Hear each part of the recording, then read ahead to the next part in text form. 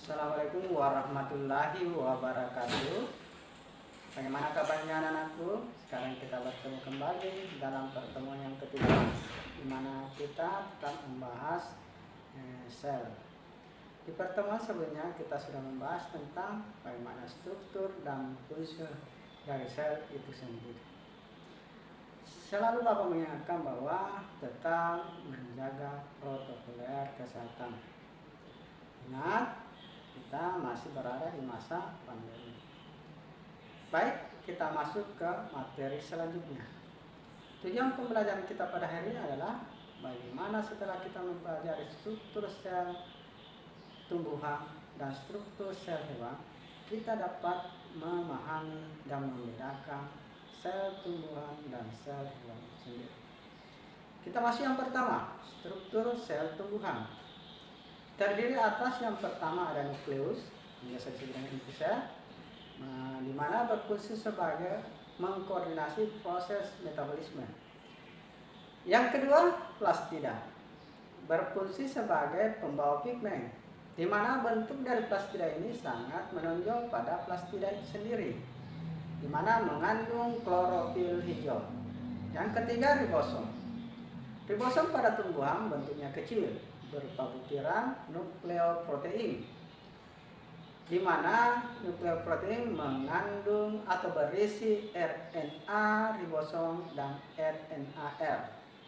Yang ketiga, ada yang dikatakan dengan mitokondria.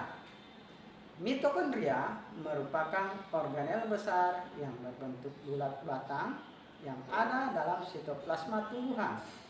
Yang kelima, badan Golgi atau yang biasa disebut dengan aparatus Golgi, di mana terdiri dari kumpulan vesikel pipi yang memiliki bentuk sinte atau berkelot-kelot. Fungsinya mengangkat zat kimia di dalam dan keluar dari sel. Yang keenam, ada yang dikatakan dengan retikulum endoplasma. Retikulum endoplasma pada tumbuhan merupakan penghubung antara inti sel dengan sitoplasma.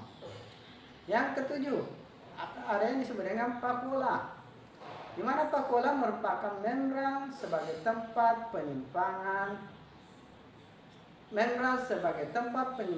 yang membantu dalam mengatur tekanan turbo. Yang kedelapan, dikatakan dengan peroxisome.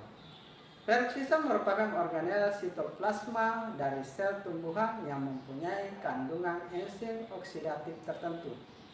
Itulah 8 bagian dari sel tumbuhan itu sendiri.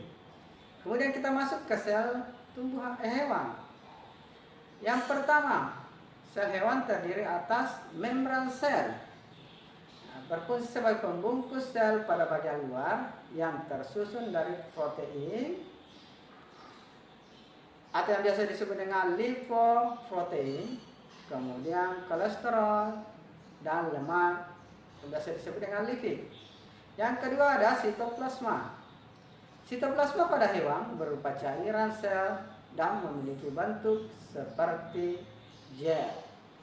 Nah, di sitoplasma ini kadang dia berbentuk menjadi fase gel, kadang dia membentuk dengan fase gel atau fase padat. Yang ketiga RE atau yang biasa disebut dengan retikulum endoplasma.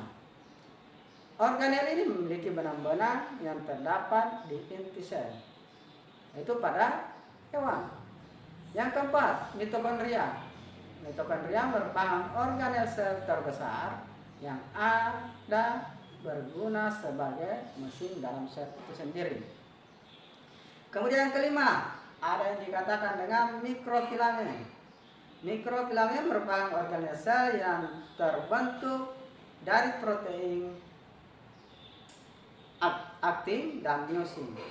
Kemudian keenam, lisosom, merupakan organel berupa kantong terikat dalam membran yang berisi kandungan enzim hidup. Yang ketujuh, peroxisom atau biasa disebut dengan badan mikron, memiliki kantong kecil yang berisi dengan enzim katalase. Yang kedelapan ada yang dikatakan dengan ribosom, Nah, ribosom memiliki tekstur padat dan kecil dengan ukuran yang sangat sederhana. Yang kesembilan ada yang dikatakan dengan sentriol. Nah, sentriol ini merupakan ciri khas dari sel hewan itu sendiri. Merupakan struktur organel yang memiliki bentuk tabung yang ditemukan pada sel eukariot saja. Yang ke-10 ada dikatakan dengan mikrotubulus. Mikrotubulus terdapat di dalam sitoplasma dan dapat ditemukan di sel-sel eukariotik. Yang ke-11 ada dikatakan dengan badan Golgi. Badan Golgi merupakan organel yang dikaitkan dengan fungsi ekskresi sel. Yang ke-12 ada dikatakan dengan nukleus. Nukleus berfungsi mengatur dan mengendalikan aktivitas sel. Yang ke-13 ada nukleolus. Nah, nukleolus ini terdapat di dalam inti sel itu sendiri. Kemudian yang ke-14 ada dikatakan dengan nukleoplasma. Nah, nukleoplasma ini memiliki tekstur padat yang berada di dalam inti. Dan yang terakhir ada dikatakan dengan membran inti atau yang membungkus keseluruhan organel inti sel itu sendiri.